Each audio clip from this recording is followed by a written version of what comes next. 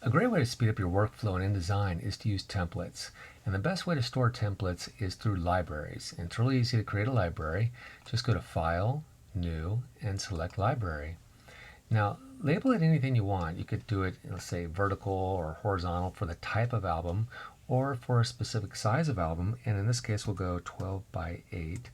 And notice I'm saving it in a folder called Libraries. So you want to save it in a specific folder that you won't move around or, God forbid, delete, because that'll disconnect your libraries from InDesign. So just keep that place secure. I'll go ahead and click Save here. Now, this is where album flow comes in. I'm going to select this whole spread, and I'll go to album flow and click on Add to Library. And what album flow does is actually counts the images and then delineates them between vertical, horizontal, and square. So in this case we have 2 images, so that's 2i, and 2 are vertical, 2v, and over a spread. Next, you'll notice here the aspect ratio to be considered square. A perfect square is 1.0, but you might have a frame that just deviates ever so slightly from being square, and in that case, if you want to consider it square, play with this aspect ratio. I'm going to go with 1.1, and we'll go ahead and click OK. And you'll notice that the template now is represented by a small little thumbnail, and you could actually make it larger if you like. And let's go ahead and add a few more spreads in here just to get a feel of how these libraries work.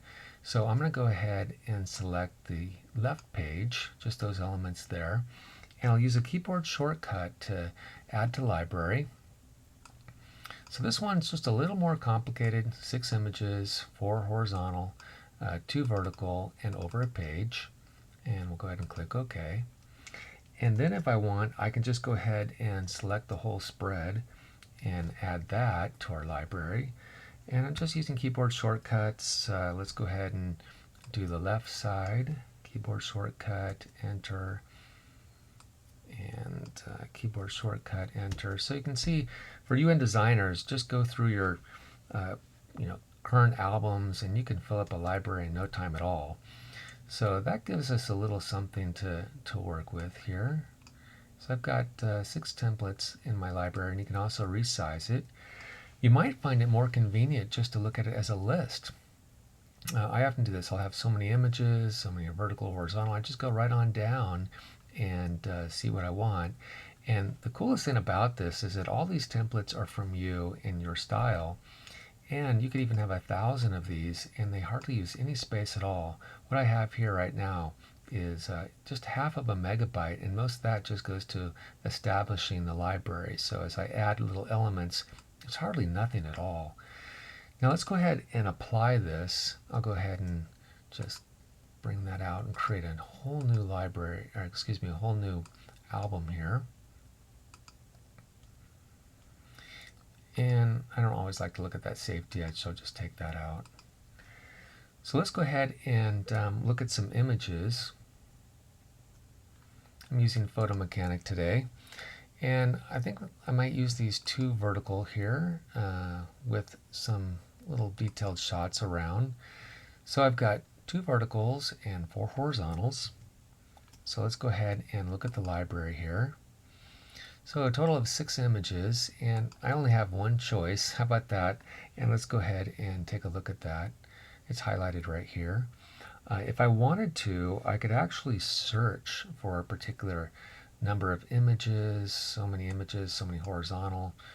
For example, I could go ahead and put 5 here, and it would show me all those templates that meet the criteria of 5 images. And that way I could really get a feel of, which one's more appropriate. So let's go ahead and go back to this one. Now to put it into an album, just go ahead and right click and we'll place it right on in there. Now it may go on the left side if that's where it came from to begin with. You could always move it over to the right. So I'll go ahead and do that here. And let's go ahead and get those images. So just give a little bit of a tug to the thumbnail and just drop that into InDesign. Now I can use the arrow keys to look at these thumbnails and just go, between one or the other, and maybe thinking, put that here, maybe this one here, that one there, then a table, and then the how, just to place those images. And then of course I could go ahead and do different cropping if I wanted to. And with InDesign, it's just really simple. And if you're new to InDesign, you know, changing my mind on crops or resizing stuff doesn't matter. These are all like raster images, and they're just connected. They're like linked to the originals. In fact, I could do, if I wanted to, I could just go ahead and do this, make it something really small and tiny, and then take it back up large again. It's not going to degrade the quality at all. That's just a little InDesign tip for you. But that right there just shows you how easy it is to work with InDesign. And of course, you might want to just get another idea. You might be thinking, gee, this is really kind of too busy. Maybe I just want to use this one here and a few of these. And you might even kind of play with it. Let's go ahead and do that.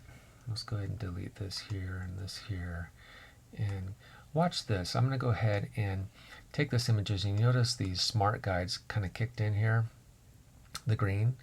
And then look what happens when I move this up. It shows me that the spacing is equal between those images. You see those smart guides pop up right there? So I can go ahead and say, maybe make this, no, I'll put it within the margins. So I'm going to go ahead and take this frame, and I'll go ahead and bring it down to this size. And maybe say pull it over here, and then I'll fill it. And then I could grab these, just pull them down here. And then I'm going to go ahead and reset the spacing here. Set spacing. So it's really flexible. And then I might want to use the gap tool and maybe kind of move this way or that way. Select them all, just kind of fill it up there again.